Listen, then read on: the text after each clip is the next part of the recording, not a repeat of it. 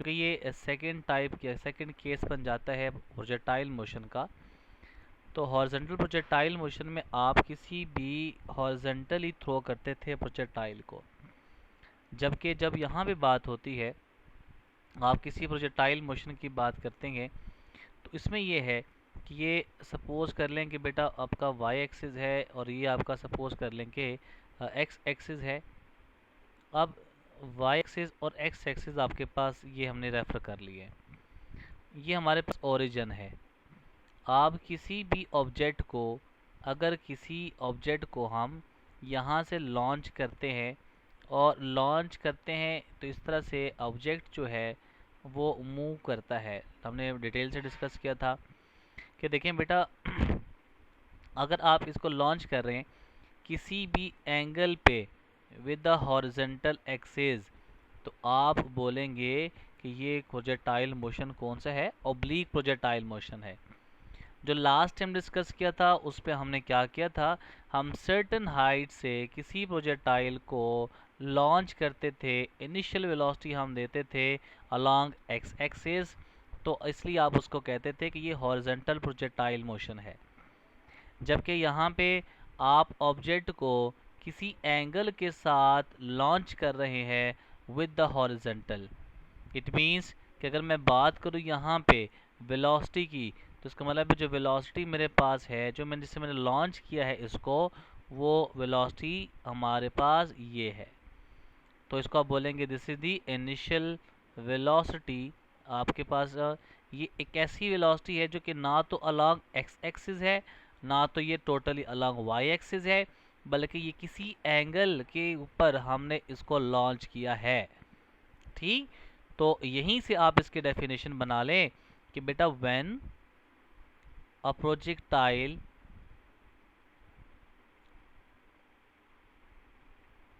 is thrown with a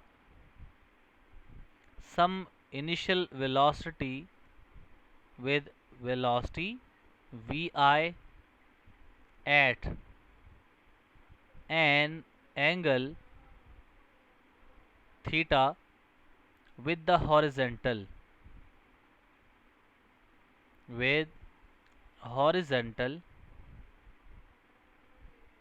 under the action of gravity। यानी जब किसी भी ऑब्जेक्ट को लॉन्च करें आप इस तरह से कि इनका एंगल बने किसी भी एक्स एक्सिस के साथ, तो उसको आप बोलेंगे कि ये आपका प्रोजेक्टाइल मोशन होगा। ठीक, ये बात समझ आ गई। अच्छा, कैसे हमने कहा कि हमने किसी एक्सिस के साथ यानी एक्स एक्सिस के साथ किसी एंगल थीटा के साथ हमने इसको लॉन्च किया है, तो इसको आप बोलेंगे कि ये आपका ऑब्लिक प्रोजेक्टाइल मोशन है। बड़ी इंपॉर्टेंट बात लास्ट टाइम डिस्कस किया था कि हमने under the action of the gravity की बात करनी है। इसके अलावा तमाम फोर्सेस को हम यहाँ पे इग्नोर करेंगे। मैं बात यहाँ पे दोबारा लिखवा दूंगा, इधर फॉलो करते रहें बात को साथ साथ। देखिए बेटा ये पहले कुछ एमसीक्यू है।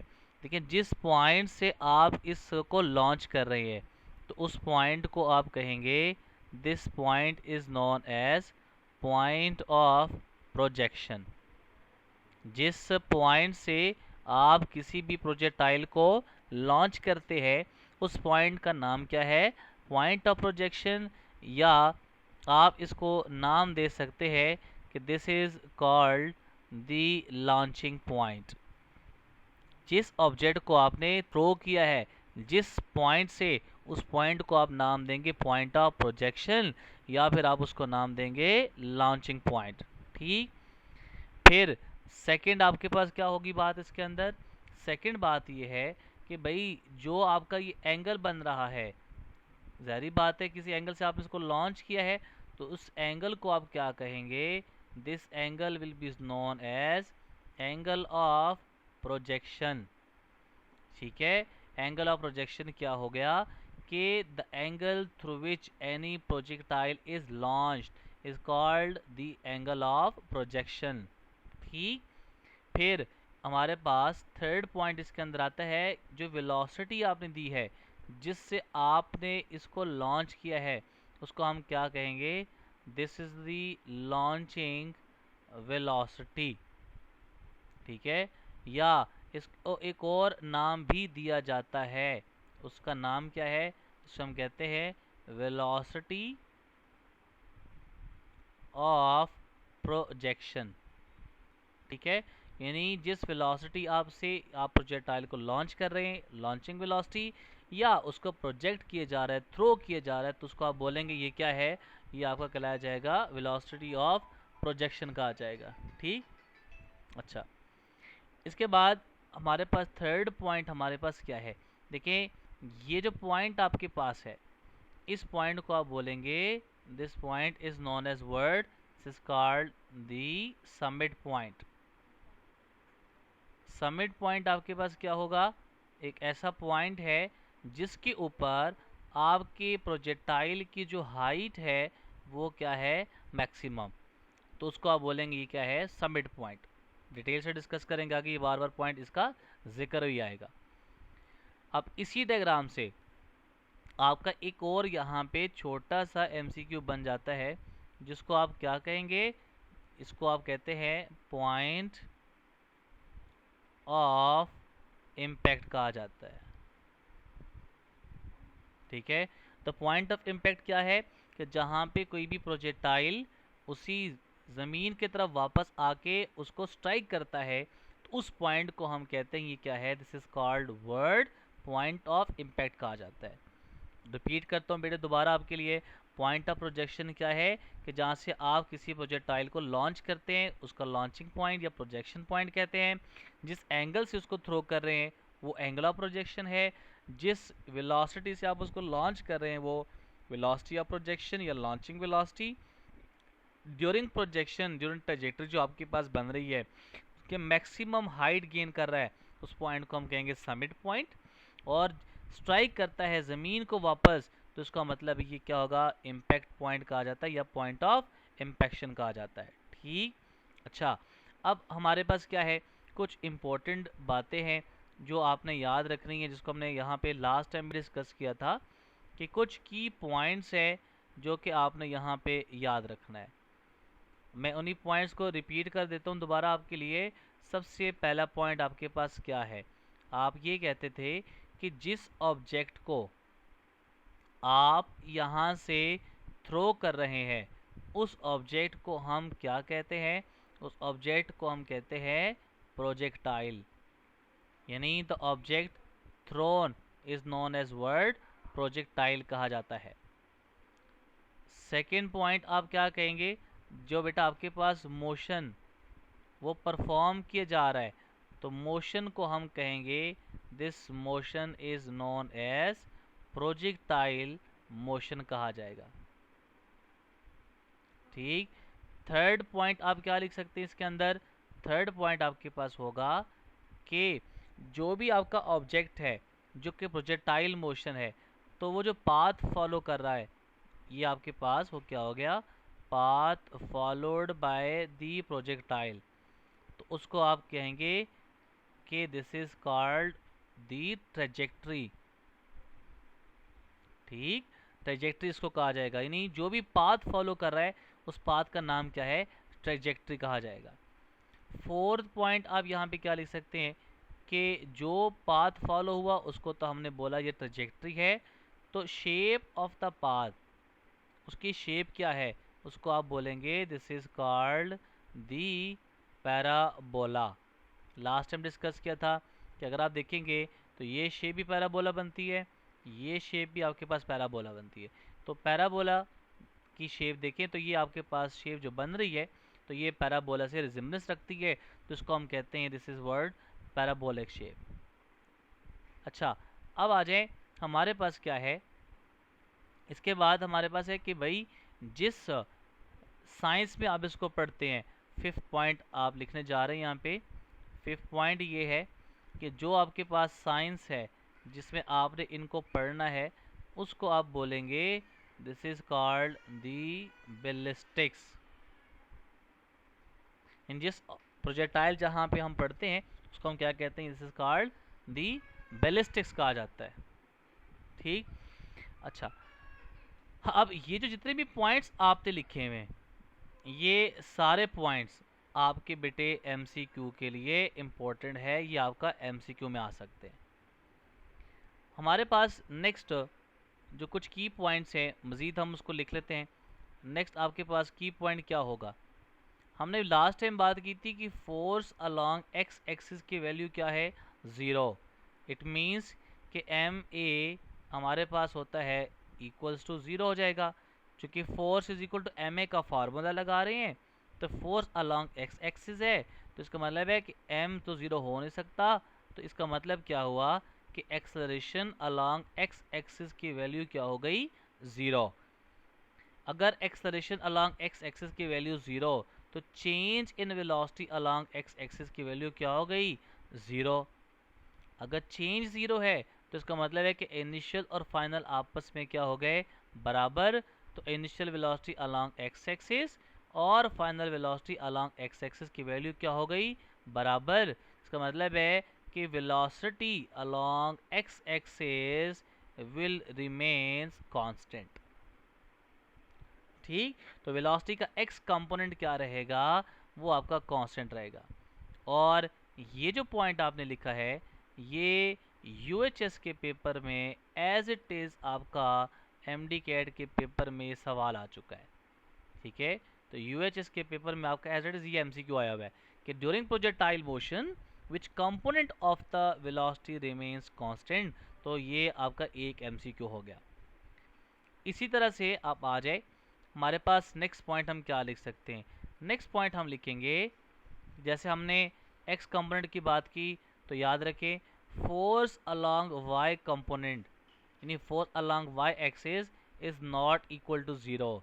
अगर वो 0 नहीं है तो इसका मतलब क्या हुआ कि M A is not equal to 0। चूँकि वाई एक्सिस के अलोंग बात हो रही है तो एक्सेलरेशन अलोंग वाई एक्सिस होगा। ठीक, इट मीन्स कि मैं ये लिख सकता हूँ कि change in velocity along the Y axis is not equal to 0। अब इसके मुताबिक क्या हो लिख सकता हूँ कि initial velocity along x axis, और सॉरी आपके पास along Y axis is not equal to final velocity along Y axis. It means कि आपके पास वेलोसिटी का वाई कंपोनेंट कांस्टेंट नहीं हो सकता। ये बात आपने यहाँ पे याद रखनी। ठीक, आगे प्रोसीड करते हैं नेक्स्ट पॉइंट की तरफ बेटा।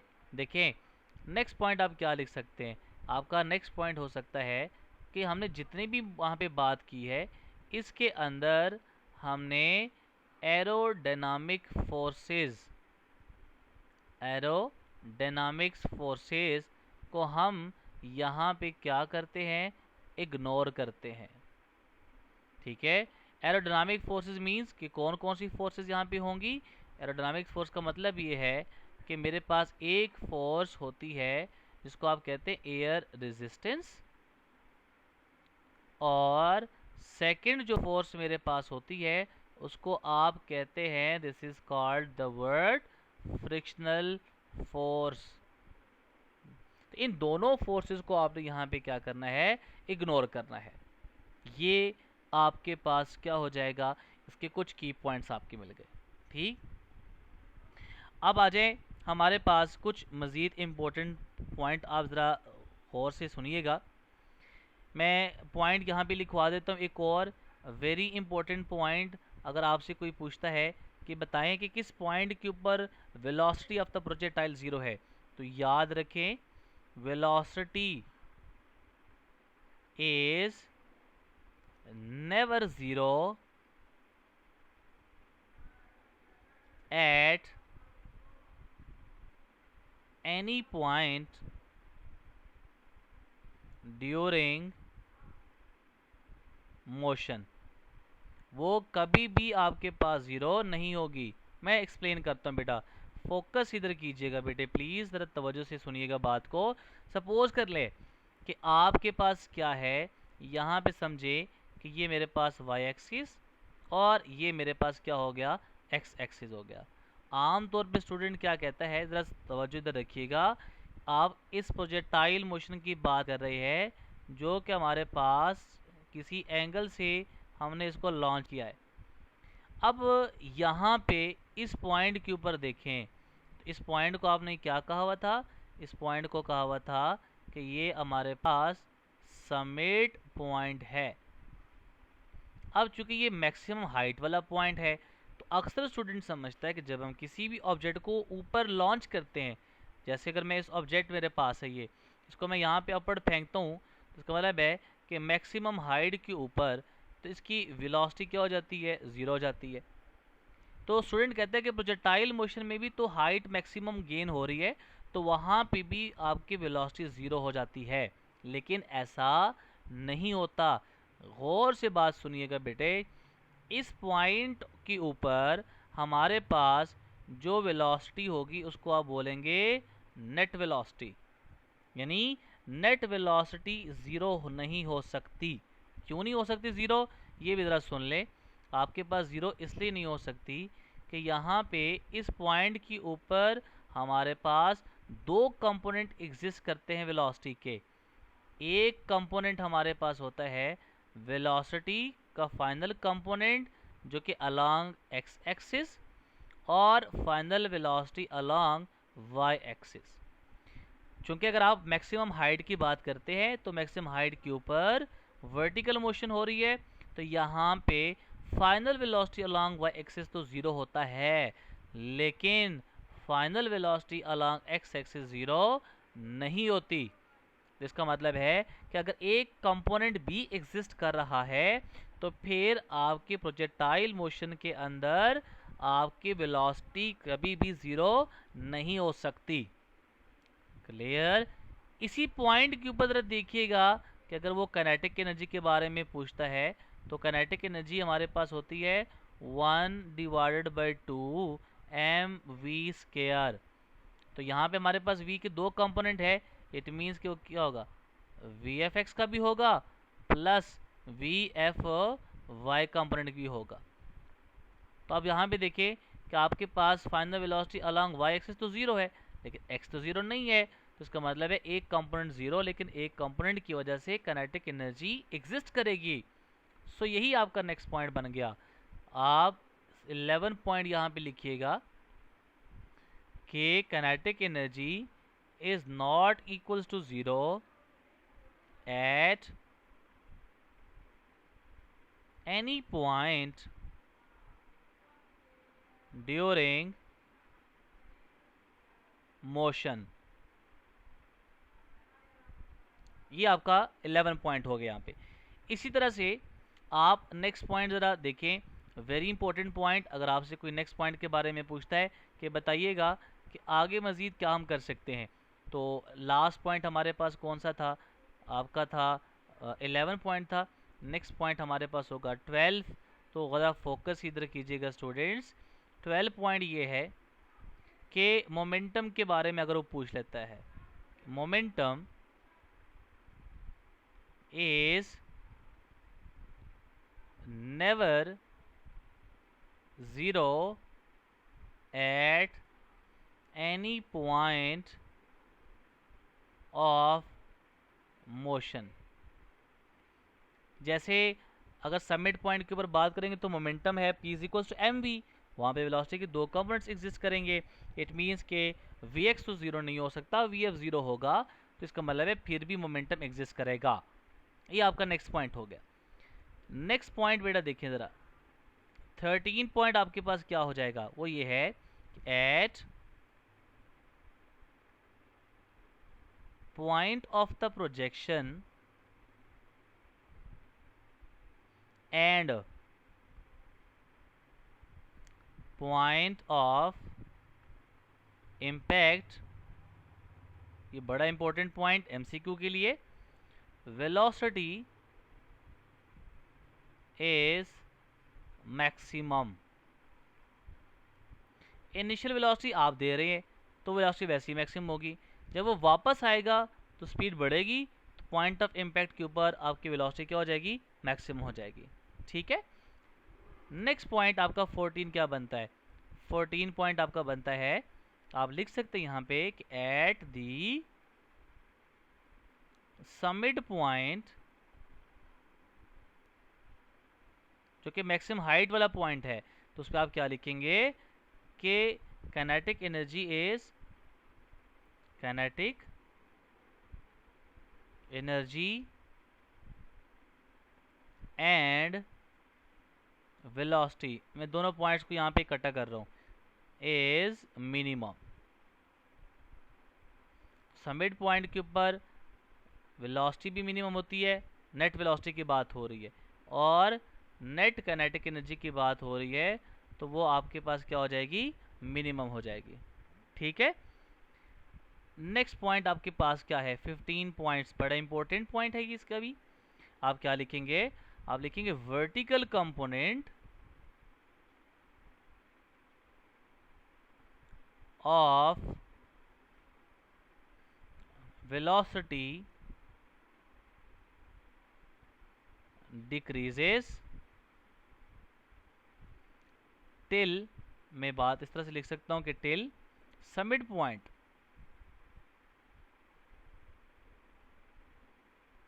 and but in magnitude बात कर ले, in magnitude, ठीक है, and then, और फिर उसके बाद, and then it increases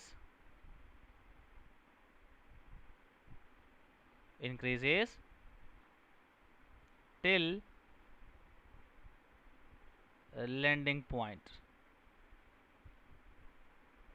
ठीक है, तो इसका मतलब क्या है, ज़रा देखिए, आपके पास सपोज कर लें कि मेरे पास ये वाई एक्सिस और ये आपके पास एक्स एक्सिस हो गया, this is the Y axis, और ये आपके पास क्या एक्स एक्सिस। तो जब आप बात करते हैं प्रोजेक्टाइल मोशन की, तो देखिए ये आपके पास क्या है, ट्रेजेक्ट्री मैं बना रहा हूँ इसकी एक, हमारे पास प्रोजेक्टाइल मोशन है, तो आप देखें यहाँ तक इस पॉइंट की तरफ जैसे जैसे आप ऊपर जा रहे हैं, तो वर्टिकल वेलोसिटी आपके पास क्या कर रही है, डिक्रीज कर रही है, लेकिन वापस आते हुए वर्टिकल कंपोनेंट वेलोसिटी का क्या करेगा, इंक्रीज करेगा। तो बेसिकली वो इस बात के बारे में हमें ये बताना चाह रहा था। ये कुछ आपके इंपॉर्टेंट पॉइंट हो गए इसकी तरह से। ठीक, अब हम आते हैं हमारे पास, नेक्स्ट हम मूव करते हैं वेलोसिटी की तरफ। तो हमारे पास क्या आएगा, कंपोनेंट ऑफ वेलोसिटी। देखिए टू डायमेंशनल मोशन है, इट मीन्स कि यहाँ हमारे पास दो कंपोनेंट होंगे वेलोसिटी के। एक कंपोनेंट हमारे पास वो होगा जो कि अलोंग वाई एक्सिस जा रहा है, और दूसरा कंपोनेंट वो होगा जो कि अलोंग एक्स एक्सिस जा रहा है। तो ये सपोज कीजिएगा कि मेरे पास एक प्रोजेक्टाइल था, यहाँ पे एंगल हमारे पास थीटा है, और यहाँ पे आपने बात की थी कि मेरे पास क्या है, इनिशियल वेलोसिटी जिससे मैंने इसको लॉन्च किया। आप यहाँ से एक परपेंडिकुलर लाइन ड्रॉ कर दें, तो ये वाली वेलोसिटी होगी initial velocity along Y axis, और ये वाली जो आपके पास वेलोसिटी होगी ये होगी initial velocity along x axis. तो चैप्टर नंबर 2 में डिस्कस किया था कि थीटा की बिल्कुल ऑपोजिट साइड कौन सी होती है, साइन थीटा। जिसके कंपोनेंट्स को प्लॉट करने जा रहे हैं उसको आप इसको मल्टीप्लाई कर दें। एडजेसेंट साइड होती है कॉस थीटा, किसके कंपोनेंट्स को प्लॉट करने जा रहे हैं वो आप वी आई से मल्टीप्लाई कर दें। तो मेरे पास कंपोनेंट्स ऑफ वेलोसिटी दो आ गए, एक हॉरिजॉन्टल कंपोनेंट आ गया और दूसरा वर्टिकल कंपोनेंट। तो सबसे पहले आप बात कर लें horizontal component of the velocity. आप हॉरिजॉन्टल कंपोनेंट में देखें, चाहे वर्टिकल चाहे हॉरिजॉन्टल, आपको ना इनिशियल और फाइनल दोनों लिखने पड़ेंगे। तो initial velocity along x axis कितनी आ गई, वी आई कॉस थीटा हो गई। तो फाइनल वेलोसिटी अलोंग एक्सिस कितनी होगी, वी आई कॉस थीटा ही होगी। क्यों, क्योंकि आपको पता है कि वी एक्स की वैल्यू थ्रू आउट क्या रहती है, कांस्टेंट रहती है। ठीक, इसका मतलब है फाइनल वेलोसिटी और इनिशियल वेलोसिटी आपस में बराबर, और उसको हम कह देते हैं कि इनिशियल वेलोसिटी बराबर है किसके, फाइनल वेलोसिटी के, और उसको मैं लिखता हूँ दिस इज दी Vx। ये हमारे पास हॉरिजॉन्टल कंपोनेंट आ गया। अब आ जाए हमारे पास कौन सा है, vertical component of the velocity. तो सबसे पहले initial velocity along y axis की वैल्यू क्या है, वो आपने ये लिखी हुई है। तो ये आ जाएगी क्या, वी आई साइन थीटा। चूंकि बेटा मैं लिख देता हूँ यहाँ पे कि इनिशियल वेलोसिटी, या आप आसान ज़बान में लिख लें कि वेलोसिटी अलोंग y एक्सिस, जैसे कि आपने लास्ट टाइम पॉइंट लिखा हुआ था कि velocity along y axis is not equal to constant, तो इनिशियल और फाइनल बराबर नहीं हो सकते। तो आपको फाइनल वेलोसिटी फाइंड आउट करनी पड़ेगी। कहाँ से फाइंड करेंगे, फर्स्ट इक्वेशन ऑफ मोशन से, V F is equal to V I plus क्या बनेगा आपका ए टी। रिप्लेस कर दी इनके अंदर वैल्यूज़। वेलोसिटी वाई कंपोनेंट का फाइंड करना है तो वी एफ वाई, मुझे यहाँ क्या लेना पड़ेगा, initial velocity along Y axis, और यहाँ पे ए बराबर होगा माइनस जी टी के।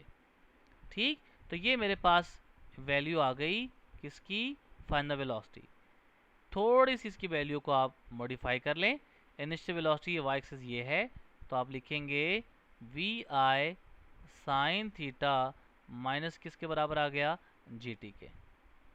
तो ये मेरे पास फाइनल वेलोसिटी आ गई अलोंग वाई एक्सिस, और ये मेरे पास वेलोसिटी की वैल्यू आ गई क्या, एक्स एक्सिस। इसके बाद हम क्या काम करते थे, कल डिस्कस किया है कि वेलोसिटी जब फाइंड हो जाए तो फिर उसके बाद आपने किसको फाइंड आउट करना है, आप फाइंड करेंगे मैग्नीट्यूड ऑफ वेलोसिटी। तो मैग्नीट्यूड ऑफ वेलोसिटी को फाइंड करने के लिए फार्मूला हमने लास्ट टाइम डिस्कस किया था, कुछ याद हो अगर, तो इस तरह से था कि आप लिखते थे अगर ए का मैंने मैग्नीट्यूड फाइंड करना है तो ए का एक्स कंपोनेंट का स्क्वायर प्लस ए वाई का कंपोनेंट का स्क्वायर। तो अगर मैं v को फाइंड करना चाहता हूँ तो v का x component v F X का कंपोनेंट का square plus F Y component का स्क्वायर ले लें। ठीक, तो वैल्यूज पुट कर दे इसके अंदर, हमारे पास वैल्यूज क्या बनती थी, अभी हमने लिखा हुआ था बेटे, v एफ एक्स की वैल्यू हमारे पास क्या बनती है, अभी आपने लिखी हुई थी कि वो बराबर है किसके, वी आई कॉस थीटा, इसका स्क्वायर बन जाएगा, प्लस वी एफ वाई की वैल्यू कहाँ लिखी हुई है, आपने ये लिखी हुई है वी आई sine theta minus G T. तो आप इस वैल्यू को यहाँ पुट कर दें, तो ये क्या बनेगा, we I sine theta minus क्या बनेगा, जी टी का होल स्क्वायर। अब आप इसके ऊपर क्या लगा लें, a minus b whole square, इन a minus b whole square formula है a square plus B square plus 2ab।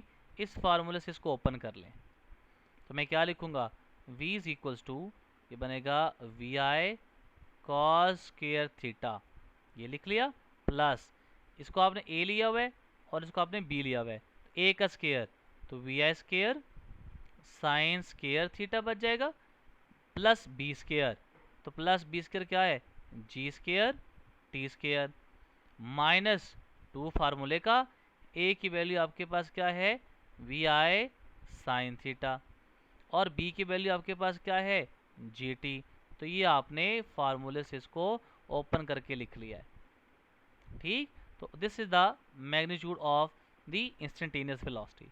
लेकिन मॉडिफाई कर लें, देखें यहाँ से मैं क्या कर सकता हूँ, मैं कॉमन ले सकता हूँ, v is equals to V I square, common ले लिया मैंने इधर से, तो मैं क्या लिखूंगा, कॉस स्क्वेयर थीटा प्लस क्या बनेगा, sine square theta plus G square T square as it is minus 2vi sine theta, और साथ में आपका क्या मल्टीप्लाई हो रहा है, जी टी। ये हमारे पास एक मॉडिफाइड फॉर्म आ गई। लेकिन मुझे तो पता है कि sign square theta plus cos square theta, ये जो बात आपने लिखी हुई है ये किसके बराबर होती है, दिस इज इक्वल्स टू 1। तो ज़रा लिखे, v इज इक्वल्स टू क्या बच जाएगा, v s square plus g square T square minus 2vi sine theta into आपके पास क्या बचेगा GT। So this is the mathematical formula for finding the instantaneous velocity of the projectile यानी projectile की किसी भी पॉइंट के ऊपर इंस्टेंटेनियस वेलोसिटी को फाइंड करने का जो फार्मूला है वो आपके पास ये बन जाएगा। लास्ट एक चीज़ बेटा आज के लिए कि इंस्टेंटेनियस वेलोसिटी चूँकि वेलोसिटी है वो वेक्टर क्वांटिटी होती है, तो उसकी डायरेक्शन को भी आपने कैलकुलेट करना है। तो डायरेक्शन कैसे फाइंड करेंगे? आप लिखेंगे phi is equals to tan inverse of final velocity along y axis divided by final velocity along x axis. तो यहाँ तक अगर किसी को प्रॉब्लम हो तो वो